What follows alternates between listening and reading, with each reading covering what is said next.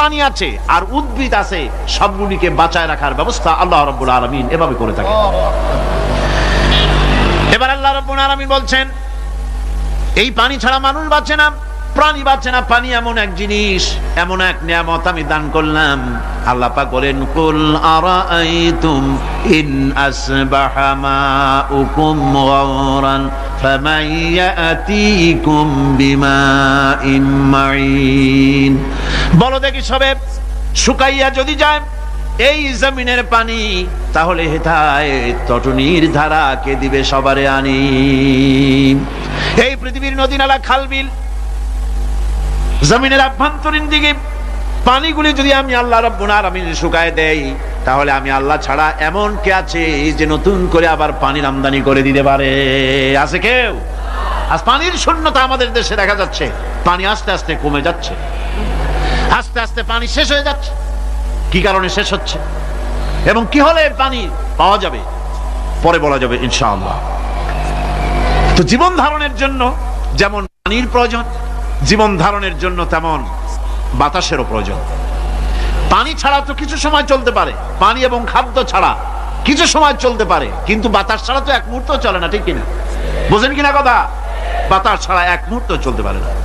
অথচ আল্লাহ রাব্বুল আলামিন এই বাতাস দিয়ে গোটা আকাশকে, শূন্য জায়গাগুলি বাতাস দিয়ে ভরে রেখেছেন, যাতে করে কারো বাতাসের কোনো অসুবিধা না হয়, শ্বাস করতে কোনো কষ্ট না হয়। প্রাণী জগৎকে বাতাস দিয়ে বাঁচিয়ে রাখার জন্য আল্লাহ পাক মহাশূন্যকে এভাবে সব এলাকা বাতাস দিয়ে ভরে রেখেছেন। এই জন্য তার নাম হচ্ছে রব। এটাই হচ্ছে রুবুবিয়তের নমুনা। আমার ভাইয়েরা, আল্লাহ রাব্বুল আলামিন পানি দিলেন, বাতাস দিলেন, খাদ্যের ব্যবস্থা করে দিলেন। শস্য শ্যামল এলাকায় আল্লাহ পাক সব জায়গাগুলিতে শস্য শ্যামল হোক অথবা উষর ধূসর মরুভূমি হোক, সারা পৃথিবী জুড়ে আল্লাহ রাব্বুল আলামিন খাবারের দস্তরখান বিছায় রেখেছেন। ওয়ামা মিন দাব্বাতিন ফিল আরদি ইল্লা আলাল্লাহি রিজকুহা। এই পৃথিবীর বুকে এমন কোন বিচরণশীল জীব নাই যেই জীবের রিজকের দায়িত্ব আমি আল্লাহ আমার নিজ হাতে গ্রহণ করি নাই। জোরে বলেন সুবহানাল্লাহ। সব রিজেক আমি ছড়াই রেখেছি বিশ্ব জুড়ে সর্বত্র।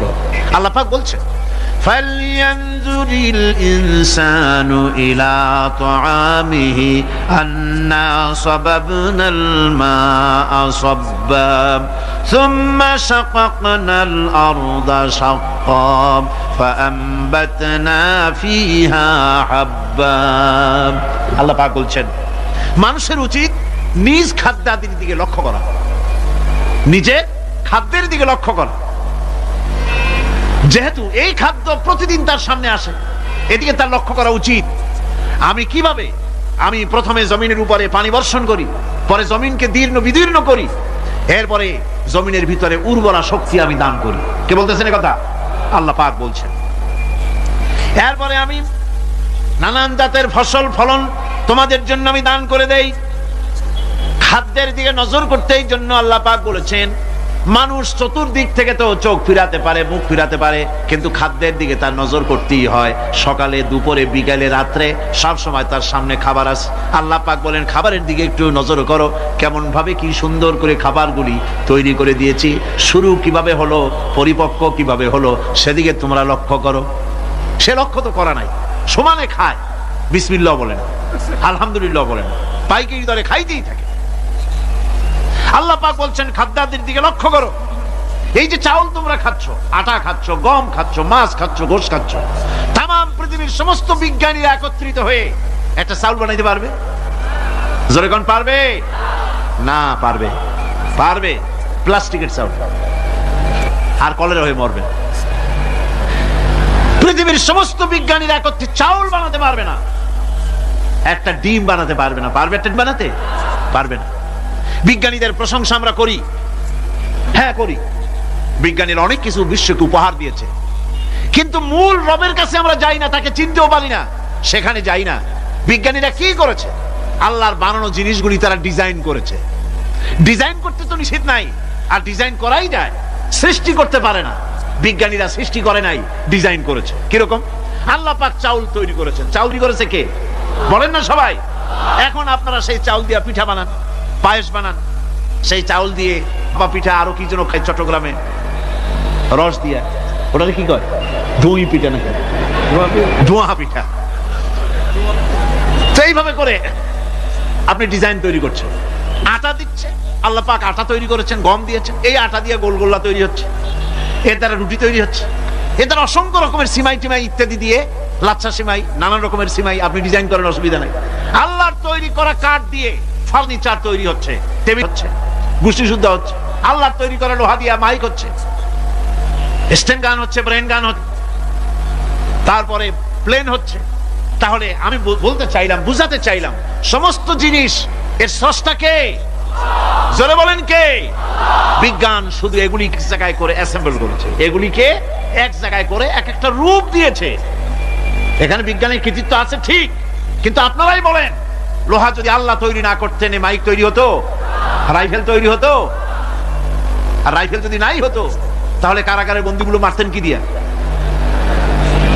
রাইফেল যদি না হতো যুদ্ধ করতেন কি দিয়ে? ঠিক কিনা? যত মারামারি ইত্যাদি যা কিছু হচ্ছে, তো শুধু মারামারির জন্যই তো আল্লাহ লোহা বানান নাই। লোহার সবচাইতে বড় প্রয়োজন হচ্ছে জমিন কর্ষণ করা, জমিন চাষ করা। এই জমিন চাষের জন্য লাঙ্গল দরকার, শাবল দরকার, খন্তা দরকার, কোদাল দরকার। এই লোহার দাম কেউ আল্লাহ পাক এত লোহা বেশি দিয়েছেন, যার জন্য লোহার দাম কম। সোনা কম দিয়েছেন, যেহেতু সোনার প্রয়োজনীয়তা কম, লোহার প্রয়োজনীয়তা বেশি, এই জন্য লোহা বেশি দিয়েছেন, দামটা কমে গেছে, যার জন্য আপনার আমার জন্য কিনে ব্যবহারটা সহজ হয়েছে। কথা ঠিক কিনা বন্ধুগণ? আল্লাহ রাব্বুল আলামিন এইভাবে করে মানুষের রুবুবিয়াতটা, আল্লাহ পাকের রুবুবিয়াত হচ্ছে তিনি মানুষকে সুন্দর করে সৃষ্টি করে যা কিছু প্রয়োজন সবকিছু খাওয়াচ্ছেন, দিচ্ছেন। সে আল্লাহ পাক প্রশ্ন করছেন, কুল মান ইয়ারযুকুকুম মিনাস সামাই ওয়াল আরদ আম্মান ইয়ামলিকুস সামআ ওয়াল আবসারা ওয়া মান ইয়াখরুজুল হাইয়্যা মিনাল মাইয়িতি ওয়া ইউখরিজুল মাইয়িতা মিনাল হাইয়্য। আকাশের প্রশস্ত বুক থেকে এবং জমিনের এই প্রশস্ত বুক থেকে কে রিজিক, তোমাদের খাদ্য কে উৎপাদন করে, কে নির্জীব থেকে সজীবকে বের করেন, আর কে সজীবকে নির্জীবে পরিণত করেন, তিনি কে? তিনি হচ্ছেন আল্লাহ পাক। আল্লাহ পাক বলছেন, এই প্রশ্ন যদি তাদেরকে করা হয় তো তারা কি বলবে? আল্লাহ পাক বলেন, ওয়ামান ইউদাব্বিরুল আমরা ফাসায়াকুলুনা আল্লাহ ফাকুল আফালা তাত্তাকুন। হে নবী, এদেরকে প্রশ্ন করুন, এদেরকে যদি প্রশ্ন করা হয় এই পৃথিবীর সুন্দর পরিচালনা পদ্ধতি কে করেন, তাহলে তারা এক কথায় বলবে, নিজের থেকেই বলবে আল্লাহ। কে করছেন সবকিছু? আল্লাহ। আল্লাহ পাক বলেন, নবী তাহলে তাদেরকে বলেন, এ কথা জানার পর, এ কথা বোঝার পরেও কেন তারা ঔদাসীন্যতা দেখাচ্ছে, কেন তারা গাফিল হয়ে যাচ্ছে, কেন তারা আল্লাহ পাককে ভয় করে তার পথের অনুসারী হচ্ছে না? যে আল্লাহ রাব্বুল আলামিন এত কিছু করছেন, তিনি তার পরিচয় সম্পর্কে বলে দিচ্ছেন, ফাযালিকুমুল্লাহু রাব্বুকুমুল হক ফামাযা বা'দাল হক ইল্লাদ দালাল। নিশ্চয়ই এসবের মূলে রয়েছেন তোমাদের রব, আমাদের আল্লাহ, আমাদের রব। সুতরাং উজ্জ্বল সত্য প্রকাশিত হওয়ার পর গোমরাহি ছাড়া আর কিছুই বাকি থাকে না। সুতরাং যারা সত্যের পথের অনুসরণ করতে চায়, রবকে চিনতে হবে, আল্লাহ পাককে জানতে হবে এবং তাকে অনুসরণ করতে হবে, তাকে রব হিসাবে চিনতে হবে। আমার বন্ধুগণ, এটা হচ্ছে সেই রুবুবিয়াত ইলাহি যার দিকে হযরত মূসা আলাইহিস সালাম ইঙ্গিত করেছিলেন ফিরআউন যখন তাকে প্রশ্ন করেছিলেন, ফামান রাব্বুকুমা ইয়া মূসা। হে মূসা, তোমাদের দুজনের রব কে? তোমাদের রব, তোমাদের প্রভু কে? তিনি জবাব দিলেন, রব্বুনাল্লাযী আ'তা কুল্লা শাইইন খালকাহু সুম্মা হাদা। রব হচ্ছেন আমাদের যিনি নাকি আমাদের প্রতিপালক, আমাদেরকে সৃষ্টি করেছেন এবং আমাদেরকে হেদায়েত দিয়েছেন, সঠিক পথের দিশা দিয়েছেন। এখানে হেদায়েত শব্দের অর্থ হচ্ছে সৃষ্টি শুধু করেন নাই, তাকে চলা, তার খাদ্য অনুসন্ধানের, তাকে বেঁচে থাকার সবকিছুর উপকরণ, এ কমন সেন্স, এ সাধারণ জ্ঞান আল্লাহ পাক তার সাথে দিয়েছেন। তিনি হচ্ছে রব। আচ্ছা, একটা দৃষ্টান্ত দেই। এই হেদায়েতটা কি? এই হেদায়েতটা হচ্ছে, আপনাদের বাড়িতে যদি কারো বিড়াল থাকে, বিড়াল, বিড়াল বোঝেন তো না? কি বলে এখানে? বিড়াল, বিলাই নাকি বলে, বিড়াল। এই বিড়াল যদি আপনাদের কারো বাড়িতে থাকে, তো বিড়ালের প্রসবকালীন অবস্থা দেখবেন, বিড়ালের প্রসব হবে, বাচ্চা দেবে। বিড়াল তখন ঘরের মধ্যে পেরেশান হয়ে ঘুরতে থাকে, একটা নিরাপদ জায়গা খোঁজে, একটা নিরাপদ জায়গা খোঁজে। প্রসব করার 2-3 দিন আগের থেকে খুঁজতে থাকে তার জন্য নিরাপদ জায়গা কোনটা। এরপরে খুঁজতে খুঁজতে প্রসবের দিন সে সত্যিকারের ঘরের মধ্যে সবচেয়ে কোনা কানা জায়গা যেটা, সেই রকমের একটা নিরাপদ জায়গা সে বেছে নিল। এরপরে বাচ্চা হলো। বাচ্চা হওয়ার পর এই বাচ্চার উপরে কেউ যেন আক্রমণ না করে, শত্রু যেন তার জায়গাটিতে না আসে, এই জন্য বাচ্চাটার তো হাত দিয়ে মায়ের মতো কোলে নিতে পারে না, সে আস্তে করে ঘাটটা কামড়ায় ধরে যাতে করে বাচ্চা ব্যথা না পায়। ওইভাবে করে ঘাট কামড়ায় ধরে, আজকে এই সিঁড়ির নিচে, কালকে ওই খাটের নিচে, পরশুদিন এই আলমারির কোনায়, এইভাবে বাচ্চাগুলি সরায় সরায় রেখে বাচ্চাকে প্রতিপালন করে। এই বিড়ালেই হেদায়েত দিলটা কি? যিনি দিলেন তার নাম রব, তিনি হচ্ছেন রব্বুল আলামিন। সন্তান প্রতিপালনের ব্যবস্থা শুধু দুনিয়ার মানুষকেই দেন নাই, প্রাণী জগৎকেও দিয়েছেন। সুবহানাল্লাহ। বলেন বলেন, মুরগির বাচ্চা হলো, ডিমের থেকে বাচ্চা বেরোলো, এই বাচ্চাগুলি হয়েছে গতকাল। আজকে বাচ্চাগুলি আদার খাচ্ছে মায়ের সাথে, হঠাৎ করে একটা চিল এলো, আর ওর মা একটা সিগন্যাল মারলো, সাথে সাথে বাচ্চাগুলি দৌড়াইয়া এমন পলান দিল, আপনি তো ভালো একাদশীর বাপেও তালাশ করে পাবে না যে মুরগির বাচ্চা পলাইলো করে। এখন ওই বাচ্চাটিকে এই সিগন্যাল সম্পর্কে কে অবহিত করলো যে এইরকম একটা আওয়াজ শুনলে এটা ভীতির আওয়াজ, এটা সাইরেন, এটা বিপদ সংকেত, এটা ডেঞ্জার সিগন্যাল, এটা শুনলে দেখলে তাড়াতাড়ি করে আত্মগোপন করবা। কে শিখাইলো? কে শিখাইলো? আল্লাহ পাক শিখাইছেন। এখন এক শ্রেণীর বুদ্ধিজীবী তারা আবার উল্টা কথা কয়। তারা বলে কি? তারা বলে যে মুরগি বাচ্চা, এই বাচ্চা যে দৌড় মারলো, এখানে আল্লাহ এইসব কিছু নাই, নাউযুবিল্লাহ মিন যালিক। তো এখানে কি আছে? কয় যে এখানে বিষয়টা হলো এই যে এই মুরগি আর মোরগ, ওর বাপ মা, এই দুজনের মধ্যে আছে সিলের ভয়, আছে শিয়ালের ভয়। ওই ভয় ওদের মধ্যে ছিল, এই মা বাপের ক্রসের মাধ্যমে বাচ্চা আসছে, কাজে ওই ভয়, বাপের যদি কোনো রোগ থাকে, মায়ের রোগ থাকে, তো এগুলি তো বাচ্চার মধ্যেও ঢোকে। তো ভয় হোক, সুখ হোক, দুঃখ হোক, এই অনুভূতি স্বাভাবিক প্রক্রিয়ার মাধ্যমে বাচ্চার মধ্যে ঢুকছে, আর সিল দেখে আবার শুনে সে আত্মগোপন করেছে।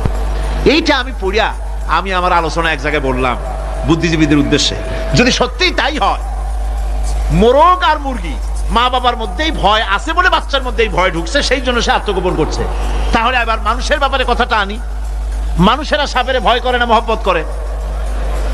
কথার জবাব দিলে না, যখন তখন মনে হয় আপনারা সাপ বুঝি ভালোবাসেন। সাপ আমরা সকলেই ভয় পাই, মায়ও ভয় পায়, বাবাও ভয় পায়। এই মায়ের গর্ভে সন্তান এসছে, সন্তানের বয়স 2 বছর, 2.5 বছর, ঘরের মধ্যে কেউ ছিল না, ঘরের মধ্যে একটা সাপ আসছে, একটা সুন্দর সাপ, দেখতে সুন্দর, কিন্তু সে সাপে কামড়ালে মানুষ মরে যায়। ওই সাপটা মাথা উঁচু করে ভনা ধরেছে। এই বাচ্চাটা কি সাপ দেখে দৌড় মারবে, না বাচ্চাটা ওই সাপটাকে ধরার জন্য সে এগিয়ে যাবে? কোনটা করবে? এগিয়ে যাবে। তাহলে মা বাপের ভয়, তাদের মা বাপের রক্তের মধ্যে, শিরার মধ্যে, সব জায়গায় সাপের ভয়, তার মাধ্যমে বাচ্চা এসে ওই বাচ্চার মধ্যে সাপের মহব্বত হইল কেন, ভয় হইল না কেন বাচ্চা অবস্থা? সুবহানাল্লাহ। আমার বন্ধুগণ, মুরগির বাচ্চাকে হেফাজত করার জন্য বুদ্ধিমান প্রাণী মানুষ তার কাছে নাই বলে আল্লাহ রাব্বুল আলামিন তারে বাচ্চা অবস্থা থেকে বোঝার তৌফিক দিয়েছেন কোনটা ভয়ের আওয়াজ, কোনটা হলো বিপদের আওয়াজ। মানব সন্তানের প্রতিপালন করার জন্য তার মার বাবা আছে বলে ওই রকম করে পশুদের মতো আল্লাহ বানান নাই, তাকে হেফাজত করার জন্য মা বাপ আছে বলে এই দায়িত্ব আল্লাহ পাক মা বাপের উপরে ছেড়ে দিয়েছেন। মা বাপ তাকে হেফাজত করে। রুবুবিয়তের প্রতিপালন, হেদায়েতের এই প্রতিপালন আল্লাহ পাক মানুষকে এভাবে করে তাদেরকে হেদায়েত দিয়েছেন, তার পথের চলার দিশা দিয়েছেন। পিঁপড়ার খাদ্য সংগ্রহের ব্যাপারটা দেখেন, পিঁপড়ার আছে দারুণ ঘ্রাণ শক্তি। কোথায় খাবার? 5 তলায় আপনি মিষ্টি খাচ্ছেন, রসগোল্লা থুয়ে দেন, তারপরে দেখেন কোন জায়গায় দিয়ে পিঁপড়া এসে জন্মের খাওয়া খায়, ঠিক কিনা? দেখেন তার কত তীব্র ঘ্রাণ শক্তি, সেখানে চলে যাচ্ছে। তাকে হেদায়েত দেওয়া হয়েছে, তাকে ঘ্রাণ শক্তি দেওয়া হয়েছে। চিল, শকুন, ঈগল কোথায় থাকে বুঝেন না?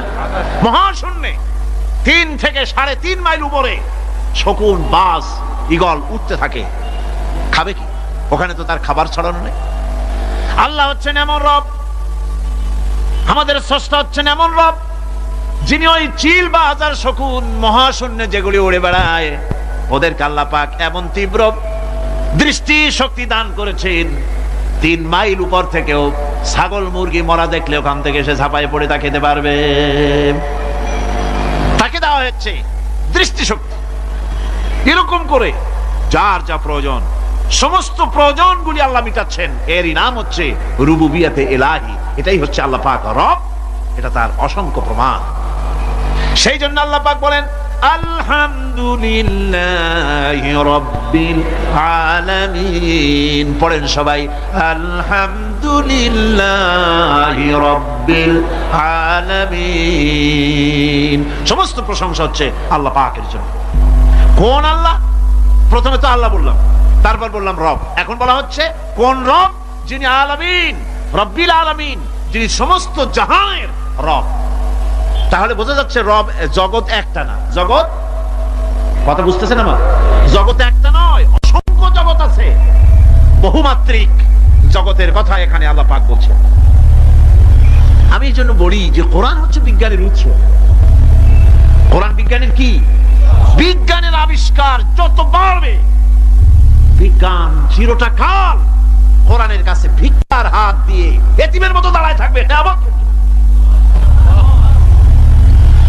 আজ পৃথিবীর বিজ্ঞানীরা বলছেন জগৎ সম্পর্কে। আমরা মনে করছি পৃথিবীটাকে, আমাদের কাছে জগৎ দুইটা। কয়টা জগৎ?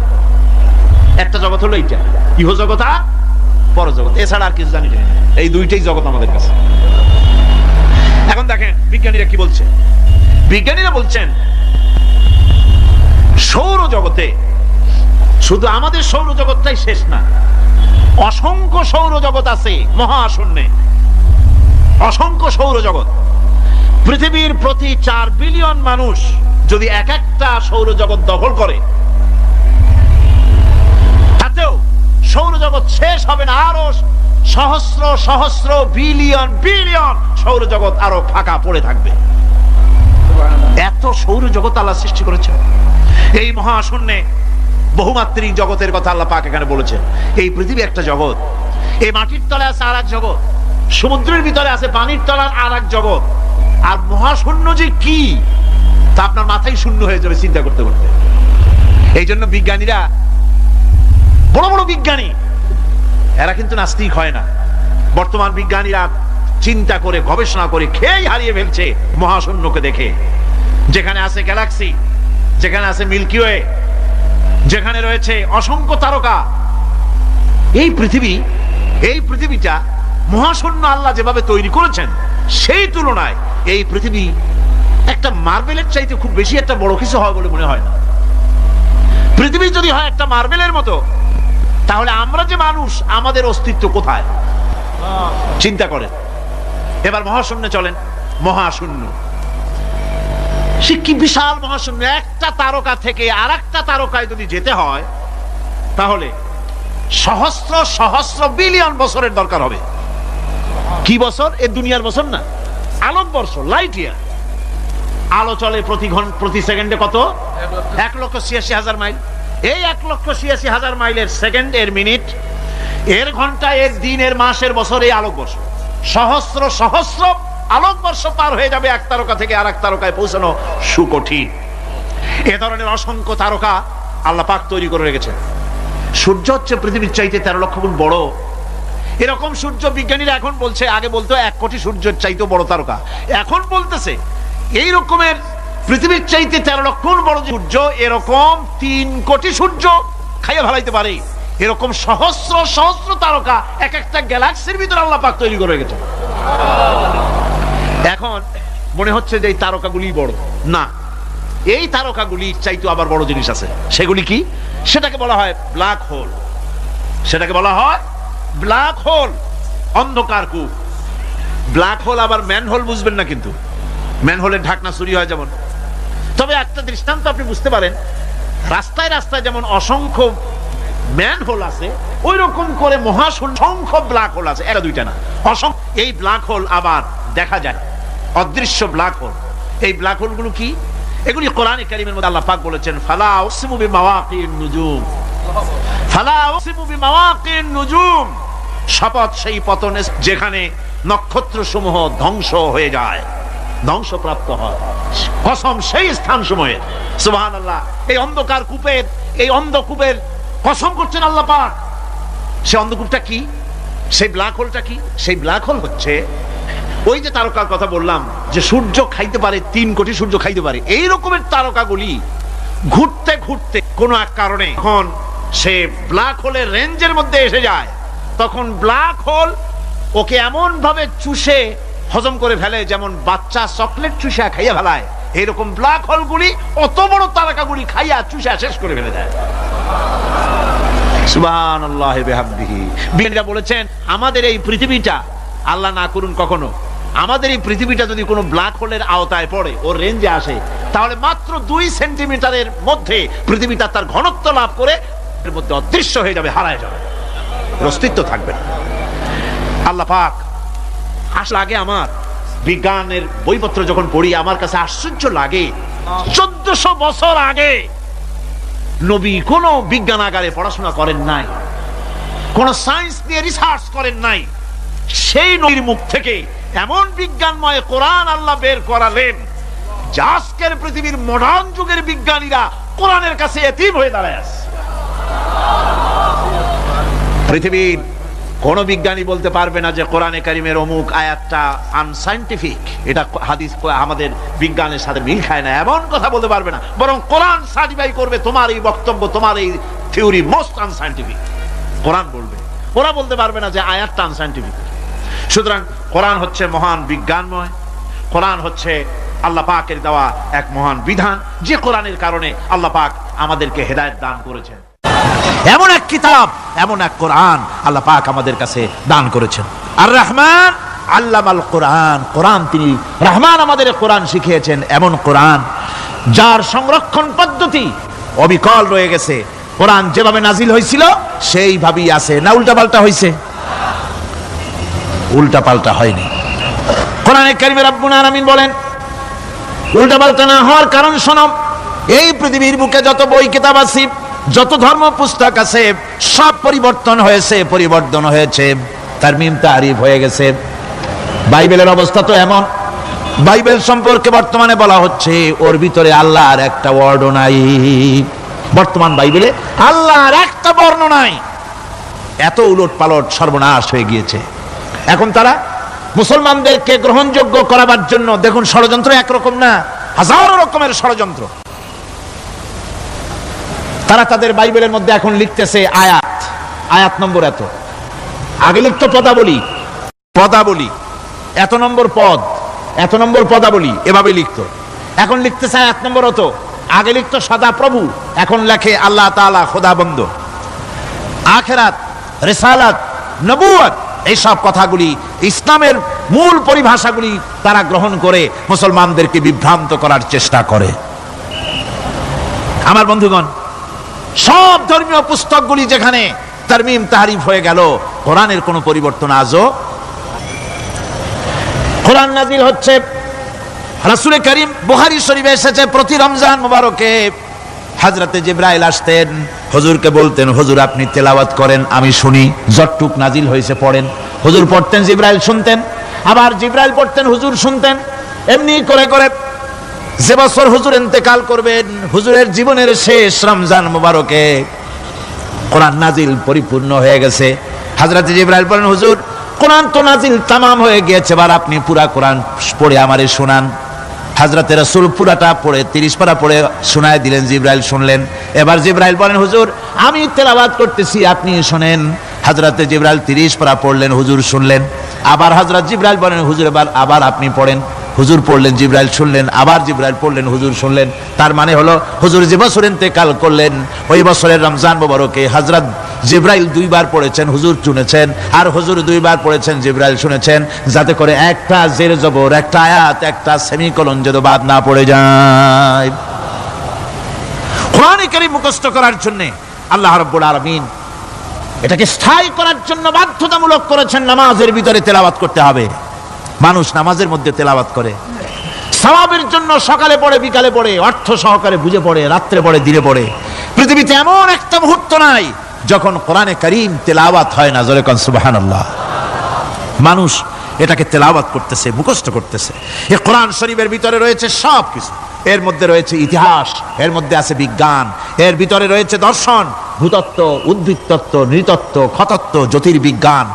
এর ভিতরে রয়েছে মানুষের পারিবারিক নীতি, সামাজিক নীতি, চুক্তি নীতি, বন্ধি নীতি, যুদ্ধ নীতি, মানুষের যা প্রয়োজন সবকিছু এ কোরআনে কারীমের মধ্যে আল্লাহ পাক সন্নিবেশিত করে দিয়েছেন। জোরে কোন সুবহানাল্লাহি ওয়া বিহামদিহি।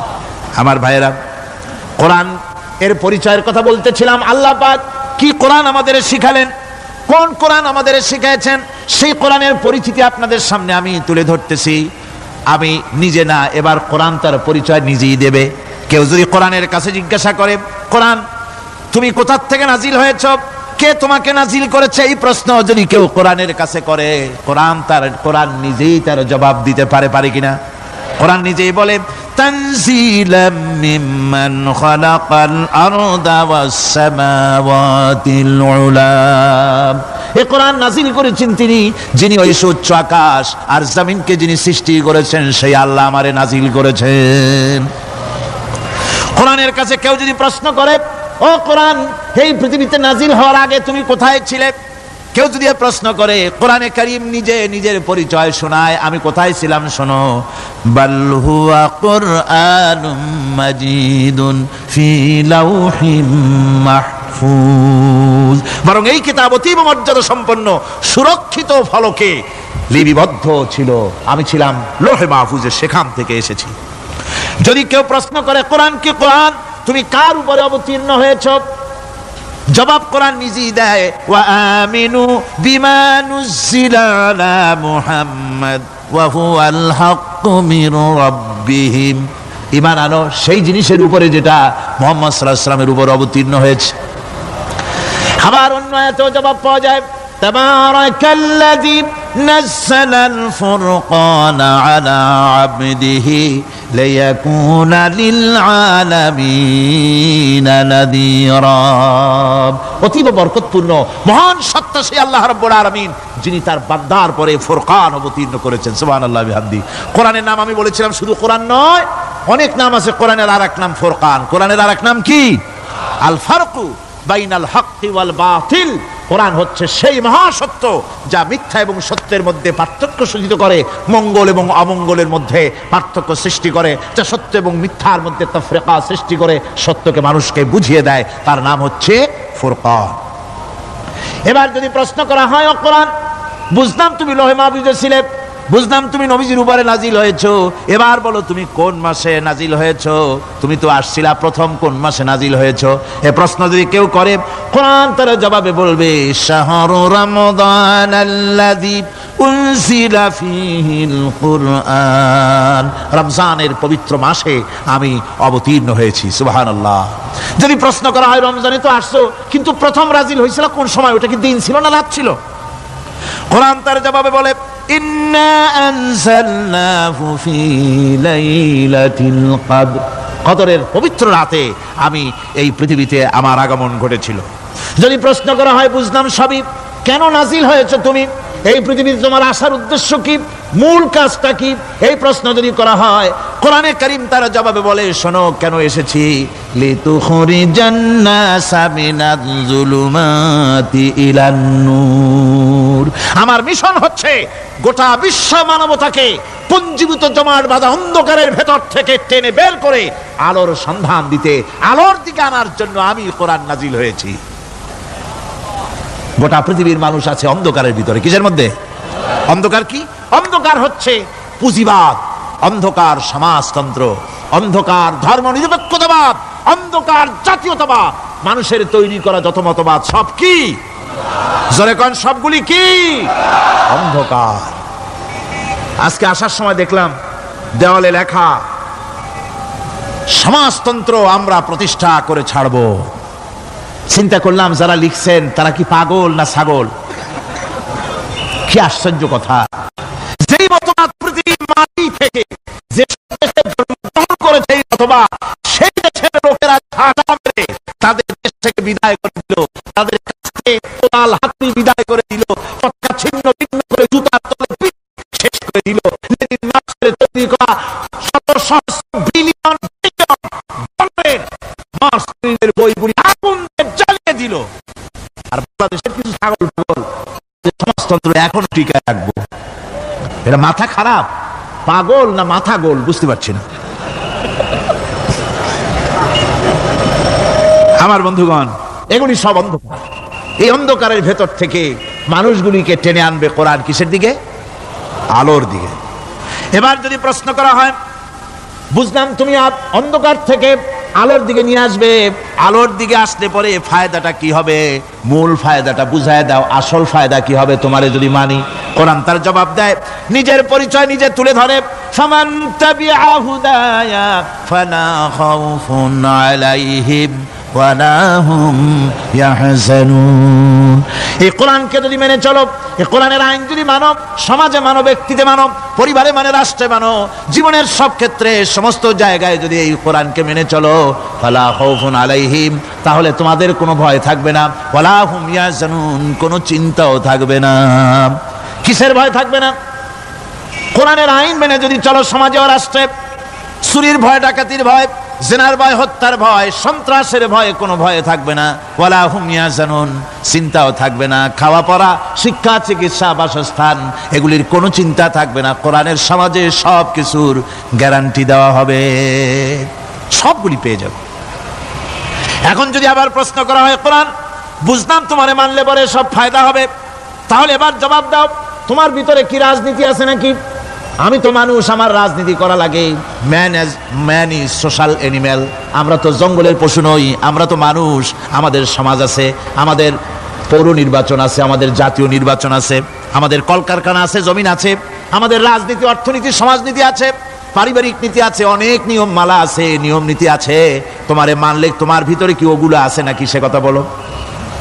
কোরআন তার জবাবে বলে, وَنَزَّلْنَا عَلَيْكَ الْكِتَابَ تِبْيَانًا لِكُلِّ شَيْءٍ وَهُدًى وَرَحْمَةً وَبُشْرَى لِلْمُسْلِمِينَ।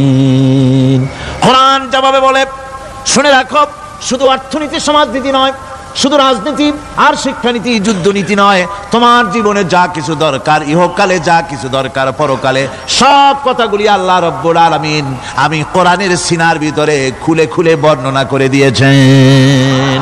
সব কথা এই কোরআনে কারীমের ভিতরে রয়েছে। তোমার এমন কোনো জিনিস নাই যা তুমি কোরআনে কারীমের মধ্যে পাবে না। তোমার সমস্ত প্রয়োজন আমার বুকের মধ্যে আল্লাহ দিয়ে দিয়েছেন।